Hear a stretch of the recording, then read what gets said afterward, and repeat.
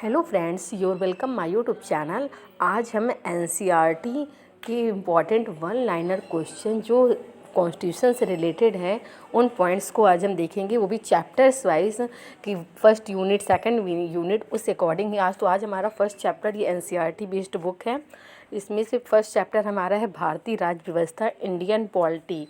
तो उसके अंतर्गत फर्स्ट हमारा यूनिट जो आता है वो आता है भारत का संवैधानिक विकास। तो इसमें से फर्स्ट पॉइंट है कि रेगुलेटिंग एक्ट है, ये 1773 में हुआ था। द्वारा सर्वोच्च न्यायालय की स्थापना कहाँ की गई थी? तो यह कलकत्ता में की गई थी। नेक्स्ट है कि भारतीयों को भारत के प्रशासन में भाग लेने का अधिकार किस अधिनियम द्वारा प्राप्त हुआ?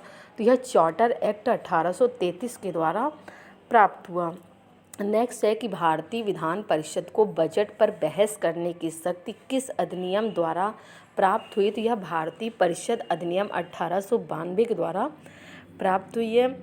नेक्स्ट है कि केंद्रीय विधानमंडल सर्वप्रथम किस अधिनियम के द्वारा द्विसदनीय बनाया गया था? तो वह 1919 का भारत शासन अधिनियम था, उसके द्वारा हमारा केंद्रीय विधानमंडल को द्विसदनीय बनाया गया। नेक्स्ट पॉइंट है कि भारत के राष्ट्रपति को अध्यादेश निर्गत करने की शक्ति मूलतः किस अधिनियम से दी गई है? तो वह भारत शासन अधिनियम 1935 में दी गई है। और राष्ट्रपति जो अध्यादेश जारी करता है वह अनुच्छेद 123 के अंतर्गत जारी करता है। अब देख लेते हैं कि हम लोग भारत का जो संवैधानिक विकास हुआ उसको हम 2 पार्ट्स में डिवाइड करते हैं। तो फर्स्ट है कि ईस्ट इंडिया कंपनी के अंतर्गत कौन कौन से एक्ट आए एंड ब्रिटिश क्राउन के अंतर्गत कौन कौन से अधिनियम आए। तो पहले हम देख लेते हैं कि ईस्ट इंडिया कंपनी के अंतर्गत कौन कौन से एक्ट आए। ये कई बार एग्जाम में मैचिंग करने के लिए भी आता है और सही और गलत कथन के भी लिए पूछा जाता है कि कौन सा एक्ट कब हुआ। तो इसमें से ईस्ट इंडिया कंपनी के अंतर्गत हम देखते हैं तो पहला एक्ट है रेगुलेटिंग एक्ट जो 1773 में हुआ, 1773 में। उसके बाद हमारा आता है पिट्स इंडिया एक्ट जो 1784 में हुआ। फिर उसके बाद आता है नेक्स्ट है कि चार्टर एक्ट वह जो 1793 ईस्वी में हुआ। उसके बाद फिर चार्टर एक्ट आता है जो 1813 ईस्वी में हुआ। फिर उसके बाद चार्टर एक्ट फिर होता है फिर 1833। तो हमारे चार्टर एक्ट 3 हुए, एक 1793, एक 1813, एक 1833 और उसके बाद 1853 में एक चार्टर एक्ट और होता है। ये हमारे थे ईस्ट इंडिया कंपनी के अंतर्गत एक्ट। अब हम देख लेते हैं कि ब्रिटिश क्राउन के अंतर्गत कौन कौन से अधिनियम आए। तो अगर पूछा जाए कि भारत शासन अधिनियम कब हुआ तो ये 1858 में हुआ। फिर अगला है कि भारत परिषद अधिनियम कब हुआ? तो वह 1861 में हुआ। उसके बाद देखते हैं कि भारत परिषद अधिनियम 1892 में हुआ। उसके बाद भारत परिषद अधिनियम 1909 में हुआ, जिसे मार्ले मिंटो सुधार अधिनियम भी कहते हैं। इसके बारे में आगे डिटेल्स में पढ़ेंगे। उसके बाद हमारा भारत शासन अधिनियम 1919 होता है। फिर भारत शासन अधिनियम 1935 1935।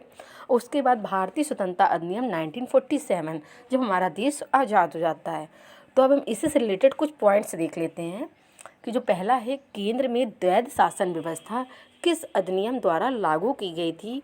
तो यह हमारी भारत शासन अधिनियम 1935 के अंतर्गत लागू की गई थी।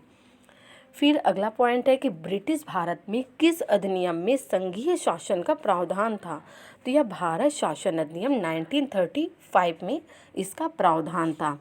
ये 2 बार क्वेश्चंस कई बार कॉन्स्टिट्यूशन से पूछे जाते हैं हर एग्जाम में। ऑल कॉम्पिटिटिव एग्जाम कोई भी एग्जाम हो, हर बार ये भारत का संवैधानिक विकास से एक न एक पॉइंट्स उससे ज़रूर एग्जाम में आता है। उसके बाद देख लेते हैं कि अखिल भारतीय संघ स्थापित करने का प्रावधान किस अधिनियम द्वारा किया गया? तो यह भारत शासन अधिनियम 1935 में किया गया। उसके बाद अगला पॉइंट है कि भारत के संविधान में केंद्र और राज्यों के मध्य किया गया शक्तियों का विभाजन भारत सरकार अधिनियम 1935 पर आधारित है। ये हमारा मेन पॉइंट्स है कि अगर पूछा जाए आपसे कि केंद्र और राज्यों के मध्य जो शक्तियां हैं उसका डिवाइडेशन एंड विभाजन किस अधिनियम पर आधारित है, तो भारत सरकार अधिनियम 1935 पर आधारित है। उसके बाद अगला पॉइंट है कि एक निर्वाचित संविधान सभा द्वारा भारत के संविधान का निर्माण करने का प्रस्ताव किसके द्वारा किया गया था?